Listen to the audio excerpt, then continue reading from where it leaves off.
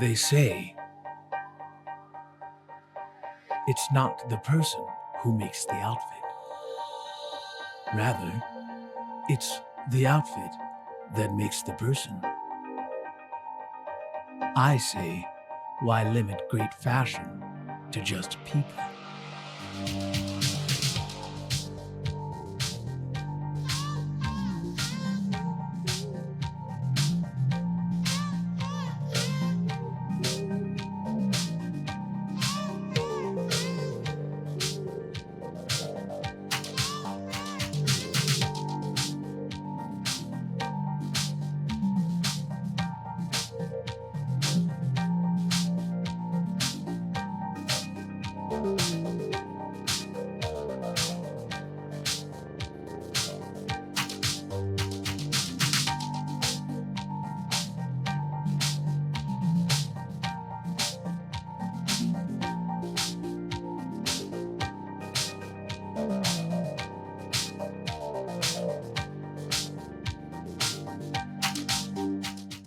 Well, we are back, and I am joined with my special guest, Romeo. And I say guest because he is actually part of the team. So not really a guest, more of a mainstay in Icebreaker. Which camera's which? We need something to tell. This is for you. Yep. That's Josh's close-up. This is your close-up, and that is both of you. So like 1, 2, 3. Which one's 1, 2, 3? One, two, three. I would have got it way off. All right, thank you. Yeah, so we need lights or something to show which one's on, I think. And that way you know which one to look at when... I just point at every single one of them and hope one of them's on. Yeah. So, and if none of them are Your on, then... intro I started on both of you by accident. Yeah. But as my editing gets better, I have recording for all of them, and like every camera records everything now, and then I can... Just pick which one you want in which spot. Yeah, but we have the switcher, which makes it easier because then Caitlin's switching. And that way, I hopefully don't have to dig through too much because the goal for the show, which is what we're going to get into here, is to be able to pump them out pretty quick. So we have a lot of content. So if someone's bored, they can be like, I'll see what their icebreakers are up to. Yeah. And they might find something interesting in our show. Or we were talking about the formation of Icebreaker, I suppose. Where we've changed, because when we started, we were going to be a talent management agency. And we still are, but not as much. What are your thoughts on everything that's been happening? So far, so good. Yes. Yes. Indubitably. So I guess in some things I'm a shallow thinker. So, yeah, I mean, but we started doing that. Then I came up with this idea, doing a talk show, not necessarily a podcast, not necessarily a talk show, and more to highlight just one person and, let people know what they do and go from there. And then Dean, my partner in this, he said, why don't we have this show be kind of like the recruitment or the interview, which, I mean, it is an interview, but he said, why don't we use it as a process to see if we even want people on our team to begin with. So then I've been highlighting now people who are on our team. You. So I have Caitlin next. I'll have Brian, and then I have to have Crisis. Oh, yeah, for sure have to have Crisis. Yeah. I don't know why I forgot there for a second. I think it's because he's in Fargo, so Yeah. I don't see him. Hey, Crisis, daily. when you watch this, cool hair. He likes it. Yeah. He likes it. Cool. So, where would you like to see us go, I guess? Up. With the show. What ideas? Yeah, like, any thoughts? So far I just really have appreciated, this the process of just meeting. Like what the show's for is meeting the musicians, meeting the artists that we represent, the part of the team. I work at a funeral service, and I've been there since 2020, right? And like I've never been bothered by the line of work. I work in the office. I make paperwork. It's basically what I do. And when I was watching the episode of Danny Savage, I was like, watching it. And I went into work at night because there was something the next morning, and it's my weekend. I work every other weekend. And I was like, I'll just pop in on the way before I go to see Dakota Faye. I'm going to stop into work real quick, get this stuff ready for the morning. I knew I had to do it. I just saved it because I was only leave house one time because I'm a homebody. So I get into work, and I turn one light on in the building. And I'm watching the show, and I'm printing some stuff and cutting some stuff. And you guys started talking about Bigfoot. I'm like, all right, cool. Cryptids. Yep. Aliens, all right, nice. And then shadow people. I'm like, I'm not familiar. Skinwalkers, the girl with the dark eyes. And that's the only time in all the time I've been at work. It's night, it's dark time in a funeral home, and I'm getting creeped out, skin crawled a little bit thinking about the black eyes and this, because I get all. I know the Black Eyed Girls is made up, but after I went into a deep dive on the Black Eyed Girls, and I kind of waited for days for just two little girls to walk up to my door and with pitch black eyes and knock it, because the thing with them is they come at weird times too, so they're supposed to come at say, I don't know, 10, 11 at night, 1 in the morning, whenever. And it's just a time that children shouldn't be out. And it just you were supposed to be wondering why are they out? But people say they want to let them in, but then they're hesitant and they get the fear come over them. I felt the fear. I don't watch scary movies. I have a very, very active imagination. I had some traumatic horror incidents because 3 older brothers, they do stuff to scare you all the time, and it was wildly effective. So to this day, there's not very much of it. So I totally just started getting creeped out, and I was like, I got to get out of here. Yeah. Oh yeah. So I do like the twists and turns of the episodes. So that's one thing I like is just the rawness and realness. So I feel like I'm walking on the road, having the conversation. Right. It's just it's so. That's another one that people talk about a lot when we get into the cryptids is the ghost on the side of the road, the woman with the white dress or whatever, just someone who stands out, who's just walking, and then they go back and they're gone, or they talk to them and it's they're a shell or something, and then they disappear. Actually, the new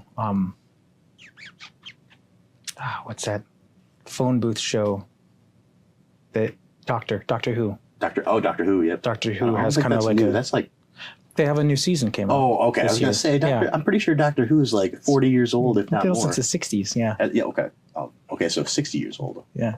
No, but they have kind of an episode like that in their new season. Kind of get creepy in there. Well, they had an episode Adventure Time with the Black Eyed Girls, which is probably why Which episode was that? It was a Halloween episode. Okay. Finn and Jake were at the pizza parlor, and Stachi is doing his cryptid podcast radio show. Right. And he's talking about, and then Jake's like, this is bullshit. And then they get kicked out of the pizza parlor and they're walking home and they're getting spooked. And then I think they see a black-eyed girl either on the way home, they start following him, and then they're knocking, and then he's calling Stachi saying asking him advice, and he's giving him all the advice that they say for whenever you're dealing with the cryptids and the monsters. It's coming back to me. Yep. And then, the girls keep doing stuff, and then it turns out, at the end, their eyes come off, and they're like, oh, you're just regular girls. We're going to call your parents. You're going to be in so much trouble. And then, the skin falls off, and they're fairies, and they fly off. So, Thanks. yeah. I love Classic Adventure show. Time. Yeah, I like it a lot. But yeah, that's... Yeah, see, we went into a twist and turn. We went back to the cryptids. Turned it and back, yeah. Have you ever seen anything weird? Just one time when I was a kid. Yeah. What'd you see? We lived in a house. There's stairs in the basement, and we're kind of just outside of town, so we had to distill our water. So I said, run down, grab a gallon of water, fill it with and come back up. So I got ready to go downstairs, and I looked, and I saw a figure just all white walk across the bottom of the stairs. I'll never forget. It was just, and I was scared to go downstairs by myself for a long time after that. Mm-hmm. Totally freaked me out. Never knew what it was. Just No, figure that you saw. just Could have been light. Could have been anything. But it was terrifying. What it was terrifying. Fair, fair. Yeah. Like I said, I have this little sinus infection probably. Well, your mic's on the right, and you did that on the left, so it's good thinking. I actually wasn't thinking. I was like, I'm not going to blow my snot at Romeo. No. So And my precious coffee. He's too fancy for that. He wouldn't appreciate it. But I've been looking for a reason to say, "You dare, sir?" yeah, I'll be your huckleberry. I showed her that yesterday. She didn't know what Tombstone was, and I said I've been seeing a lot of Tombstone, like clips lately. Like most Doc Holliday, like I'll be your huckleberry. Like, I'm are not you saying we're not friends? super Tombstone. So isn't really strong in my mind. It was just a cowboy movie. It was good. Doc Holliday, played by Val Kilmer, I believe, had some really good Yeah, lines. the- Yep. Yeah, I just saw some images from Yeah. Tombstone. There's the one where a drunk guy, he just wants to fight, and he's like calling out some people. I don't recall the whole plot points of the movie. It was a long time ago since I've seen it, and he's like, he sees him, the guy's talking the shit, and he's just like, and he's like, I'll be a huckleberry, and he's like ready to fight him. But then there's another one, probably my favorite, where he just looks so bored. They're playing poker, and then he might have been cheating. I don't recall, but another guy's mad at him, and he's like, being like, "You're a pussy without your guns, you bitch." And he's like, I thought we were friends. Like, I don't think I could bear it if we were friends. It's just so refined. Yeah, it's really fun, But I'll probably will try to catch that somewhere. Do you know if I it's might streaming have on to. anything? I don't know.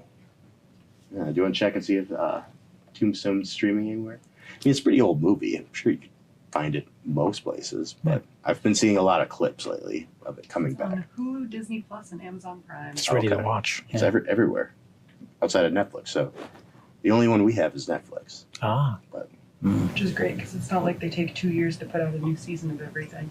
It's true. It's true. And Disney has ruined most of my life. yeah. It's let me down with some things. Mm-hmm. Yeah, all my big nerdums, Star Wars, Marvel. I'm sure they own some other stuff they ruined for me, but yeah, I was reading Marvel comics, and I was even reading Darth Vader, like Star Wars comics, and then basically the month Disney bought them, it's like it just went downhill on production, and they were just really, really cheesy, made for a younger audience, and I don't think it's ever came back. What I don't understand is that they have comics, they have this base, they have years and years of the storytelling, and they're like, we're going to do this production based on this exact comic, and they just don't follow it. But that comic's like why it's successful, and I don't get why you just deviate from that formula. Trying to please the wrong people. Yeah. And to me, they're probably right, and this is my logic on their thinking, is the fans are going to see it no matter what, so fuck them. We need to get this person who wouldn't really care to come watch, which in itself, I see the point because you're trying to get new eyes on it, but by fucking the fans, you lost a fan. Like, I don't recall the last time I bought anything Marvel. And with that, I mean, fans were just some schmuck before that saw this and were like, wow, this is really cool. Mm-hmm. So why would you change that? Because that's why they became fans. Mm-hmm. If you want to grab more fans, I think they should stick to where they've been coming from. Mm-hmm. And if they want to make something for somebody else, then make something for somebody else. Exactly. I agree. Yeah. Like, I get the whole, like certain characters when they change the race and stuff like that. Like, sometimes I get that. Mm-hmm. Like, Lex Luthor, for example. They made him black.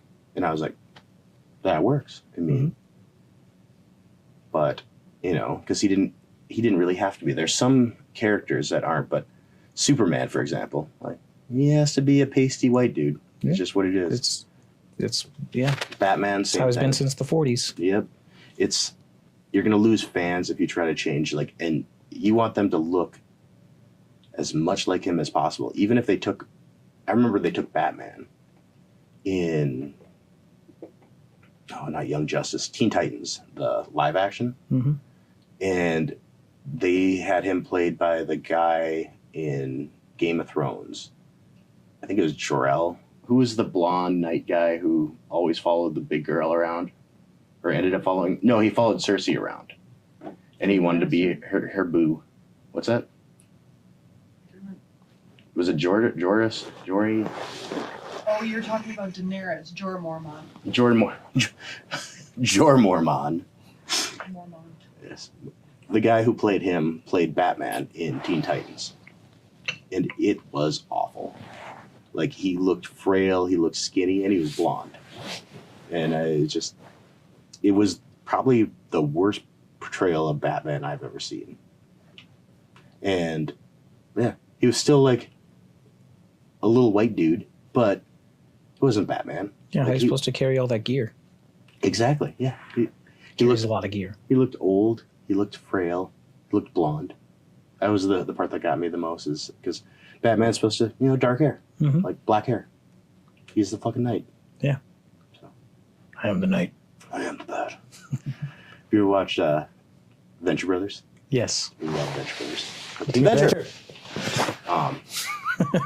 But, so, some of the scenes where they die, like, I think my favorite one that stands out is Hank dressed in the Batman costume. He has his bat mask. He jumps off the building. He's the Batman. And I was actually just thinking, like, I should rewatch Sunday. Mm-hmm. Sunday nights are my nights I watch a movie or a show, and I was like, I should watch some Venture Bros. I introduced her to Venture Brothers probably last year. I don't think we caught up, but one of the best shows. Yeah. But it is a little jarring getting used to the Monarch. Yeah. Yeah, he's a lot. Mm-hmm. But the adventure of the Venture Brothers is just so fun. The Monarch is, the way they evolved all those characters was so good. Yeah. Like the Monarch especially. What are the henchmen? What numbers are they? 23 and 24? Yeah. Yeah. Henchmen, you learn more and more about them. Like, they're out there doing stuff. Yep. I think it's it actually might be season 2. Maybe it's 3. Where, the one henchman dies and then the other one gets all tough and he's not like the nerd, but he still sometimes comes and he's like, I have my battle stuff in the closet. It's like, they go in and it's like all these replicas. It's like, that's a real Lord of the Rings replica sword. It's just loaded. Yeah. That's a good show. Oh, but it's a good show. It is a good show. I like the Doctor Strange knockoff too. Oh, yeah, he's pretty good. What's his name? Orpheus. Morpheus. Yeah. Orpheus, yeah, he's so good. Morpheus! Have you ever, we had to look it up. Did you ever watch the Harley Quinn show on HBO? Uh-uh. Oh, it's pretty good. It's a comedy, and it's very satire. They make Harley Quinn is the main character. The Joker, like, they had just broken up. Batman is played by the guy who we were just talking about, who from Napoleon Dynamite wore the.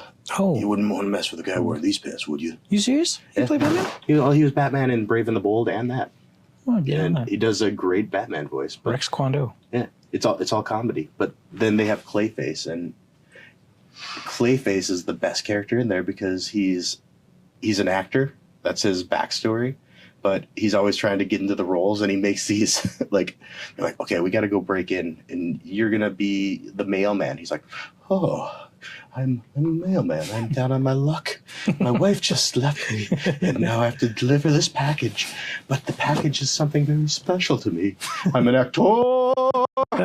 Just so good. Like, he always does these just stupid backstories. Like, no, just go drop the mail off. Like, That's fun.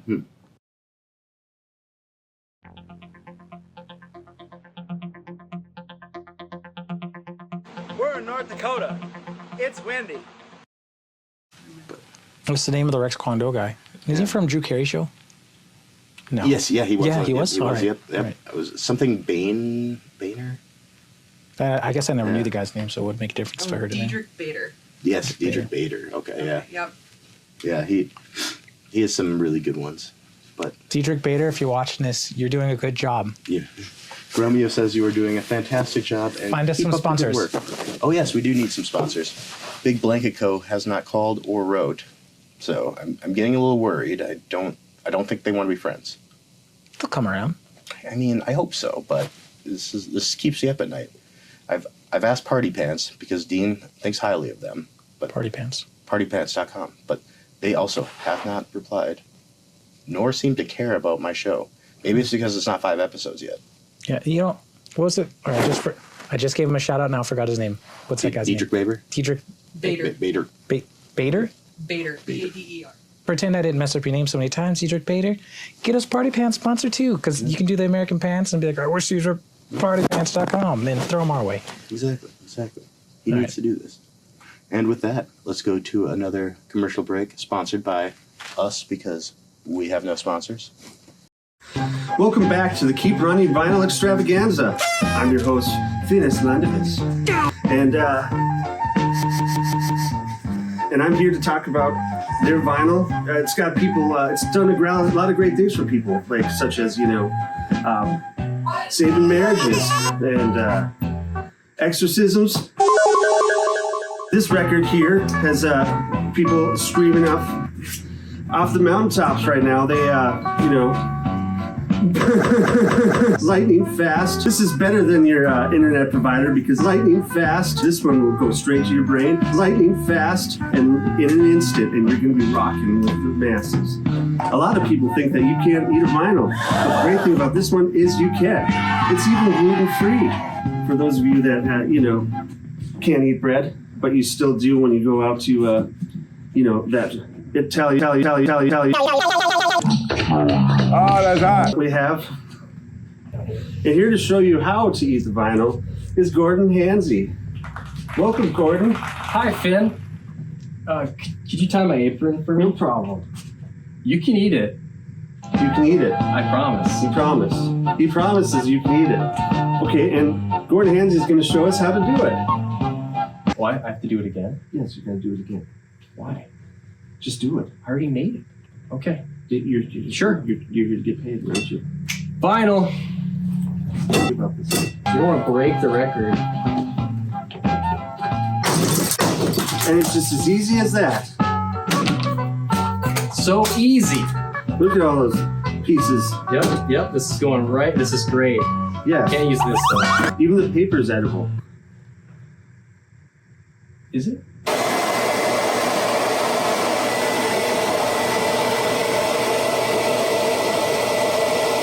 So what you're doing now, what you're seeing now is I'm setting the vinyl.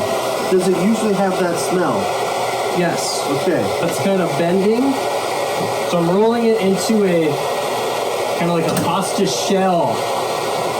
And then Whose hair dryer is this? Whose hair dryer is this? that would be Gene's, but it's okay. You just need to calm Sucks. down. No, you calm down. Gene, can we do something about this blow dryer? Our work. Can we get the finished pasta?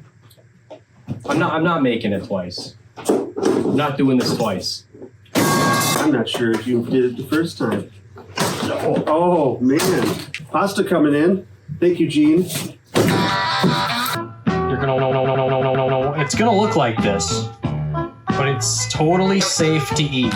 Okay. You know what was the guy thinking when he sucked on an udder the first time?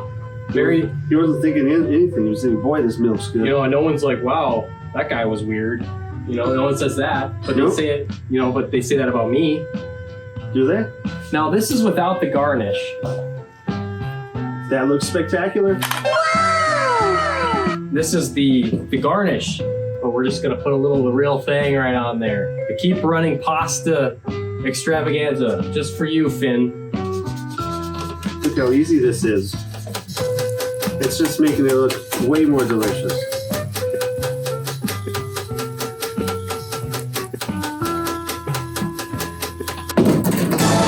Do you want to try some? I definitely do. Show them how much you love your cooking.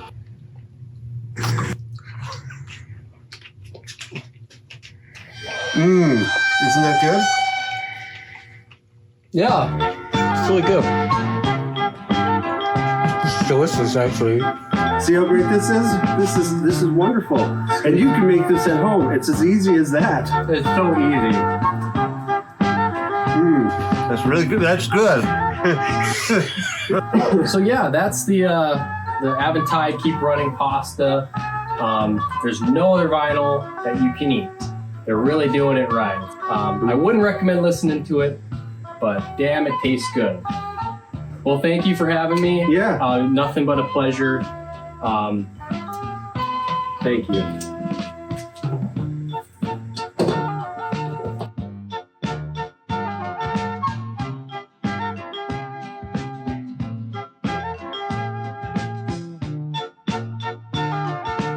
And we are back. I'm joined with my guest, Romeo. So, Romeo and I have been friends for about 13 years. Obviously, Romeo looks up to me as kind of a wise man. Can you tell some stories about just like the cool stuff you've seen me do over the years? Maybe some skateboarding tricks or, parkour that you've seen me do? Yeah, that was a good one. Oh, fuck, I was badass.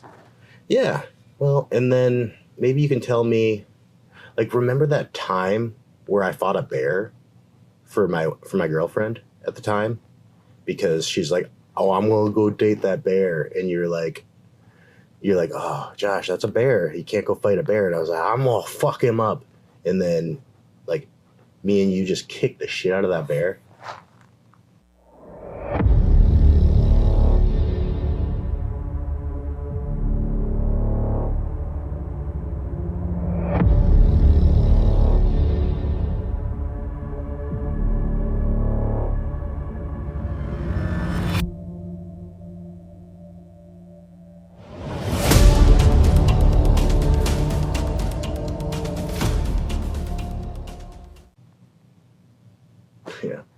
Yeah, you did an awesome fucking drop kick. That was amazing.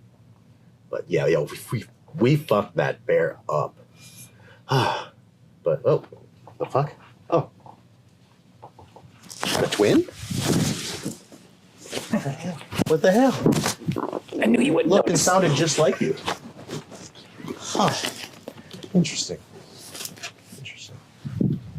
Oh. And I was like, I didn't even know bears could be that ticklish. Yeah. Yeah. I remember that. Those were the times. Oh, God. Whatever happened to that girlfriend? The bear, actually. Turns out he wasn't just laughing because he's ticklish. He's also hella funny. Don't you? Rick? I remember, like, that bear mauled and killed her, and it was really savage, and it sticks with me. But, I mean, she was cheating on me, so. Maybe that's why he kept laughing. Yeah, I mean, that's what, yeah. After the drop kick and our runaway giggle, it was good times. Yeah. Good times. Oh, fuck her. Mess with the bear, you bring claws. Yeah, yeah, that's a fact. That's a fact. Oh, anyway, where were we? Interview stuff. Interview stuff. Let's talk about the formation of Sugar Break. Oh, yeah. Was that your first band? It was. It was? I mean, if you just count being in a family band. The Jackson Norrises. Yeah. Exactly. Jackson Norrises. Yeah. Okay. Good band. Yeah. Like I always like to play piano. Mm-hmm. When we were a band, I just had to sing was all. Mm-hmm. And then when I was like 12, I learned how to play. Well, not even 12. I learned how to play bass, and I played bass in a band or in the church. Play bass in church. But I always would play piano just as like, I don't know, my therapy, I guess. It's just like, had a rough day, growing up in your tween years or anything you go in between, like instead of talking to someone, I just go sit down and fiddle at the keys, and that was it. And then like I'd write songs, but that was it, just mostly just sit and play. My dad taught me basic chords, and then from there just kind of played whatever and built upon my skill that way. And then fast forward to I think 2016, I'm working at a restaurant, and one of the waitresses there is going to college to be a musician. She's studying music. I'm like, oh, music, yeah, I play piano. She's like, oh, really? I've dabbled a bit. Yeah, no, exactly, more or less. She's like, oh, we should make a band, because at that point she knew I could sing, because I'd sing Happy Birthday, you know. Well, you used to sing a lot over, was this at the bistro? Because you used to sing a lot at the bistro. Was that before or after this? This was at the bistro. This one? Yeah. Okay, so you were already singing a lot there. No, I didn't sing a lot. This is like how that came to be. At this point in my life, you know, I'm over 20-something. It's 2016. I basically never played a cover before. Like, I only played to write my own songs, and then just for relaxation, because it's something that I like to do. I don't like to sit and play keyboard. I like to sit and play piano. There's something about the feel. You know, you sit down at a piano, you can feel the strings vibrating, you can feel the feeling through the woods, you feel it in your body. It just feels different, you know. So at this point, you know, she was like, well, hey, we should start a duo. We could, because they'd have live musicians at the bistro at that time. This was before Laughing Sun was next door. So every weekend there's live musicians. She's like, we could do that. I'm like, oh, okay. I've never played covers before, so I got some tabs, because I always had a really strong ear, and I could listen to a song, and within 10 seconds I could be playing along with that song. It's one of my skills. But I never sat down and played tabs before, so it kind of took me a little bit of muddling through. We picked out 40 songs, and incredibly, she just kept showing up every week. So I kept learning these songs, and she'd just come the next week, and I kept learning the songs, and we built a set. Since we both worked at the bistro, it didn't take a whole lot to say, hey, put us out in the patio. And then, you know, that was it. That was 2016. I played my first time doing covers in front of people. And she's in Sugar Break still? Yeah, it went incredibly well. Who So was that that's Natasha Hilmo. Natasha Hillman? Hilmo. Hilmo. Yeah. Okay. So like we went and we did our first cover, and I was like, wow, that worked, and I made some money. What the, you know, like, I don't know. I guess not overtly ambitious. I enjoy music just because I like it so much. You're ambitious in the things you enjoy. It doesn't mean you're not ambitious. You're just not money driven as much. Right. Yeah. And I need money, and I like money. Money's a necessity. So I don't go out of my way to be like, hey guys, pay me to do this, which I need to be doing. So after that, I got a taste for it. I'm like, I could do this. And then some people there were like, wow, this guy's pretty good. Where have you been? Like, I just do my own thing, you know? So that got me a couple more gigs, and we picked up a few more gigs. And then that kind of just, we went separate ways there. And then a couple of years later, I realized, like, I started putting more work, and I put a couple videos on YouTube of like, hey guys, I'm Romeo, and I write songs, listen to this stuff I kind of like to do, you know? And I realized people need to know, like, if I have people in town, if I build a base, then when I start trying to release my songs, I have more people to start driving traffic. So I was like, I need to get out in the world more, let people know that I sing songs. So I put a notice on Facebook like, hey, I'm making a band. Who wants to be in a band? I put that up right away. I called Natasha. She was instantly in. You know, so that's the start of Sugar Break. Yep. I heard you guys play probably the first time, I think, was at that charity event. It was for... That was for Backpacks for Kids. Backpack. Oh, yes. That was Backpack for Kids, yep. put on by the... Nice people. Very nice people. By the M... Caitlin will look it up. Young Jamie over there can look it up. But I know this. Yeah. And then, I had went to make you T-shirts for Sugar Break. Hence what you're wearing. You can get it at iceprintworks.com. That's where we put all of our merch. I don't know where the logo's going to be at, so I'll just do a few different spots. And that's something that I try to do for people. I give them a really good deal on merch, and then pretty much they promote it. Now we're kind of promoting it here, but just an easy way to try to get your guys' name out there. And then, of course, it helps my business too, the Ice Print Works. Helps me keep afloat, helps you keep afloat. And hopefully everyone's happy with everything there. A win-win-win. And one thing about Sugar Break is it was harmonies, you know. It's me, I harmonize. I got Natasha's in there, you know. She sings leads. My sister's in there. She also sings lead. The bass player, he sings beautifully. The drummer, he sings. Like, we all have really unique, really solid vocals, and we were able to blend that really well. And that's something that's just been really great for us. And the style of music you play, it's not normal around here. It's pop, I mean, from all eras. Mm-hmm. And it's fun to watch because you guys are all moving and dancing, except for that guitar player. Or is that the other band? Is that 60s band, or is that Sugar Break? Yeah, that's a funny story in itself. Yeah. I'm not going to tell. No. So actually, our original guitar player, he such an incredible guitar player, and he would play anything. He also just has incredible ears. So we could be on the seat of our pants, we're going to do this, and he'd throw down a solo. It'd be you'd be like, wow, that guy's never played that. That's crazy. But the whole time, he's just like a statue. Yeah. When I played guitar, though, I didn't move much. I didn't even like to stand up when I played. I like to just sit down and. Well, I kind of think at practice, rehearsal, we'd say, hey, just move around a little bit, put a little movement in your hips, wiggle your shoulders a little bit, He's like, I'm just focused, and I feel like he could just do a little bit more. So this one rehearsal, he's doing the solo, kind of does a little hop, and his guitar, that one time he ever walked out of his comfort, smacked his amp and broke part of his guitar, and he's like, I'm never moving again.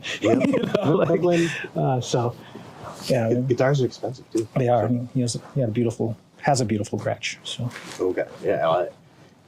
All music equipment is expensive. Maybe not kazoos, but even then, Danny sells some kazoos. Yeah, they're pretty cool. I get some for the kids, but yeah, I get it. Yeah. So, and then you formed that 60s band. I did not form that. Or you 60s didn't form band. it, but so you the joined. drummer in Sugar Break, his dad was in the band, that 60s band, and he was the drummer for that band. And he's like, Romeo, I think it'd just be a good fit. We want to get another instrument in there, and I do enjoy 60s music quite a bit. So, I went for a rehearsal, and I don't usually wear all black, but I wore all black that day. And I sat through the rehearsal, and it went really well. And they're like, well, you want to be in the band? They were all wearing all black. I didn't plan this. They're like, oh, we were going to take a picture today. You just want to jump in on this picture? Be part of the group? I'm like, you know what? It seems like a sign that I was already wearing what you guys are wearing. So I was in the band ever since. And that 60s band is, pretty popular around here. It's another thing that we don't have a specific band that just does 60s. Well, really. It's unique. Both your bands, Sugar Break and that 60s band, are unique. Not that with your original music too, is your music is different than most people's music, which is something that I can appreciate because me and you were kind of like aliens. Hence why I have this alien here. In North Dakota especially, I feel like an alien. But even when you go worldwide, I think I'm different than everybody else. Llamas in pajamas. Speech real slur, speaking with no commas. Hot mamas, keeping it real, no dramas. Only drinking juice made from the jambas. Smooth dancing, old school sambas. Rhythms they picked up from the south of Bahamas. No hooves, no shoes, roll Yokohamas. And always wearing helmets to prevent brain trauma. Llamas. Woo! Yeah. Llamas in pajamas. So, as we were rudely interrupted by some man late at night, in the middle of the night, because that's when the show takes place, ringing our doorbell to deliver a package. It's like, I don't know. I like this little show called Rick and Morty, and there's this episode where they have night people, and I feel like that was a night person. That would make sense. Maybe we went, because we were just talking about how we feel like aliens. Maybe we're cross-dimensional beings right now. Because I'm sure you felt like an alien here, because you've always been a little different than everyone. Yes, this is true. Which is probably why we got along so well, and we did the Fancy Boys Fine Dining Association. Fancy boys. I'm not going to tell them what it is. They don't deserve to know. So anyhow, you are in that 60s band, and now there's talk of that 70s band. There has been whispers around, yes. So what if I put you together with, you can call him a friend of mine, a special weather friend of mine, Mr. Daniel Savage. Danny Savage was in Have you heard him play? He did it for us the other day. We wanted to eat, and he played The Doors. People are strange. People Are Strange. When you're a stranger. Amazingly. I think between the two of you in that 70s band project, it could be something fun. I know he doesn't have as much time, though. That's the problem, because he's in the Mooncats. He's And got they do a lot of gig. travel.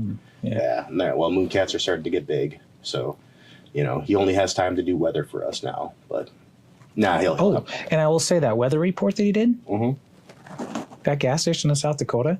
You guys, if you haven't seen that little weather report, definitely take a look at it, because that's spread. Why don't we have gas stations like that?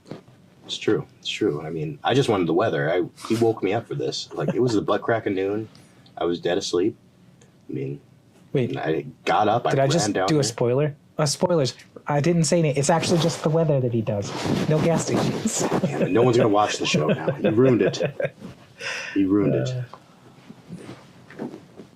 Old Nick guy fell down too. Like, he's just so shocked that you've ruined our show. This is episode 5. Yeah. It's supposed to be a big deal now. Yeah. Now, after episode 5, it's all smooth sailing. There's not going to be any technical difficulties or nothing. Like, no weirdos ring the doorbell at So late in the night for that. so late in the night. So late. But I think that would be fun, though. You and Danny doing even if it's just a trial run to see how it goes. Yeah, I'd like to do that. I think that would be, especially for North Dakota. Like, he does a lot of originals. You do a lot of originals. Actually, and this is true, I don't do a lot of originals. You, not a lot, but you take your time when you do your originals, and you try to do them very well. What I'm working on putting together, so I'm going to that show with you on Saturday, or watching Dakota. It really inspired me. Like, I didn't really ever think there's like a place in our city to do originals, and I never put it together. Like, I can take my tracks, mute my vocals and go sing them at the sun. So I'm going to set something up for that. So keep an eye out. Yeah. And we're going to be working more with Pub 21 going forward, which they want to do a lot more music, a lot more guests, which I would love to work with one venue and really be like, this venue is our home. And I think that would be a fun thing to do. Originals in Bismarck, though, is kind of a tough thing because it's not the hub for music. Like, North Dakota is not a hub of music. It feels difficult to get away from 80s rock and country. Yeah. I mean, that's what makes Sugar Break different. It's true. Yeah. And that said, too, like, everyone here, when they go, they like to see covers. It's not the place for change. We're trying to change that. Dad joke. But so we're trying to change that and really find a spot to really push originals and make people see and get behind all the local artists, because there's so many talented people here. We say that every show. Yes, because it's true. It is. There's a lot of talent in North Dakota. Probably because the winters are so harsh that there's nothing more to do. Gives you a lot of time to focus on your skill. Yep. I was watching, I don't recall, it might have been when I first got on TikTok, and I was looking for different people, especially around here. And there was a gentleman, and he makes YouTube videos, TikTok videos, and that's what he does professionally. And I believe he lives in Bismarck, but he said he goes around and, like, he lives other places for the rest of the year, for the summers. Then in winter, he comes here because there's nothing to do, so he can focus for 3 months on whatever he's working on. So he works for that 3 months in Bismarck or in North Dakota, wherever he's at, just because of the harsh winters. Yeah. And then he goes and he... Yeah, I've heard of, I don't remember which artist it was, but he's like, I think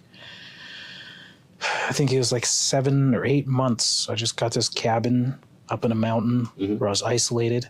And that's why there's so many layers in these tracks, because I was just stuck in this cabin. Yeah.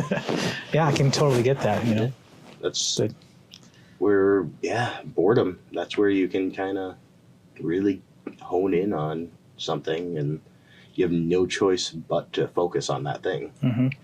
I feel like it used to be a lot easier as a kid and growing up with the advent of the internet and then boredom and being stuck inside. There's just so much more you can be distracted by. It's true, but you also didn't have the pressures of real life then. True. Like, True. didn't have to worry about money and all that, which is, again, something we're trying to change, is making it so you can make a living doing things you enjoy. I've said before, I've been lucky that I just kind of do that. Mm-hmm. Whatever I enjoy, I always seem to kind of break into it at the beginning. Like Brazilian Jiu-Jitsu, for example. I was a second gym in North Dakota. Nobody was doing Jiu-Jitsu at the time. And I was like, I want to do Jiu-Jitsu. So I started doing Jiu-Jitsu. I just started my own club. There was no club. So I'm like, okay, well, me and my 3 buddies, we're going to train Jiu-Jitsu every day. And we're going to get good. And it took a long time. I feel I'm good, but now I'm old and broken and beat up. But I put in a ton of time. And I still do, but not like I used to. And the winters, I think, played a huge role in that. Is there was nothing else to do, so like, well, I'm gonna go train. Mm-hmm. So, Yeah. with that, shall we call this? Hi. So we didn't really get into any anime or stuff, but do you have any shows or anything going on? Upcoming, sometime in October. I don't have the date memorized for that 60s band. Mm-hmm. We're in between guitarists right now at Sugar Break. Okay, so you guys need to get a new guitarist. Right, but we're also on maternity leave, so it kind of worked That's out. true. Yeah. Oh, yeah. Last time I saw her, she was probably 8 months pregnant. Yeah. So, yeah. And so that'll be at least a couple months. Mm-hmm. How hard would it be for someone to hop in and do guitar? Well, you definitely have to run through some practice. We got like a couple backup guitarists. Mm. We're actually trying to break into the wedding world. It's a good realm to get into. Yeah. So until I have like a permanent guitarist, we'll just if something comes up that it's immediate, have someone to fill in. So Yeah, which there's a lot of guitarists around, but I suppose finding someone who's stable enough and consistent enough, because like you said, when you guys started Sugar Break, you were surprised at that she was consistent. Yeah, one thing I've really been after in the band, I don't want to sound ageist, but people younger, like a younger group, like I want to be the oldest person in the band because I want that energy of someone jumping around and going crazy, to get people psyched up. Well, and then bringing in, some younger people will bring in another generation to watch you guys. Right. Like being multi-generational is something people don't talk about enough with everything. I've been doing my research trying to find shows that do what we do, and none really do, but they do certain aspects of what we do here on The Late Show, but they don't do everything. And the 90s nostalgia that I try to throw in, that brings in, 40-something-year-olds, 35 to 40-year-olds. But then we have that Adult Swim humor from 2000 to 2010, so that brings in, 25 to 35-year-olds. And so that, along with like Dakota Faye, who is going to be famous in 2 years. 2 years. 2 years. He's bringing in, a younger crowd who are like into new music and want to be the first to discover someone, and which, that's my new catchphrase is, you don't know who he is? You're going to sure as fuck find out. Something like that. How do I say it? Sure as fuck will. Oh yeah, you sure as fuck will. See, I can't even know my own catchphrases. It's because it's so new. It's because it's new. I'm a trendsetter. That's what I do. Yeah. So, I mean, yeah. So, well, thank you for waking me up, Romeo. I was dead asleep. I knew you had to get a lot off your chest and had to come down here and interview. And with that, I'm going back to sleep. It's been real.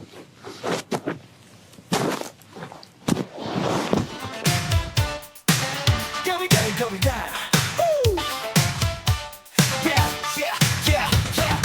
Out in the wild, there's a rumble in the air. You hear the roar and you know it's the bear. The icebreakers roll in, we're suited up, trying to put a show that grizzly who owns the night. Funky guitar riff, heavy on synths and bass. You hear the growl, but we stand our ground. Icebreakers in the ring, we're ready to pound. Fists of fire, hearts of steel. Tonight we'll show the band just how we feel. We're the icebreakers and and we're taking the bear. Whoa. Stand tall, no fear, we'll meet him anywhere. Claws out, paws up, but we don't care. The icebreakers are here, we're taking the bear. We're the icebreakers and we're taking the bear. Ain't no backing down, we'll fight him fair and square. Feel the thunder, hear the roar in the air. The icebreakers unite, we're taking the bear.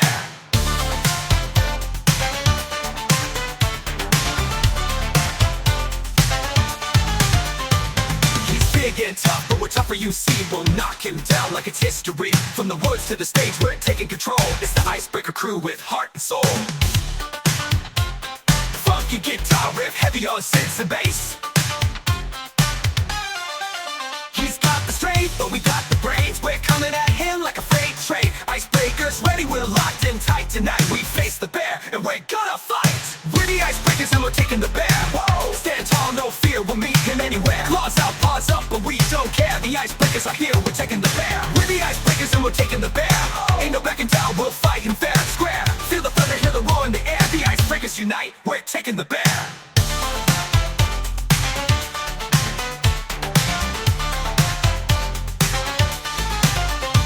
You gotta stand, gotta fight. When the bear comes out, we own the night. No retreat, no turning back. Icebreakers attack, we're on the attack. Feel the heat, feel the beat. The bear's going down, no defeat. We're the icebreakers ready to strike. Take them down with all our might.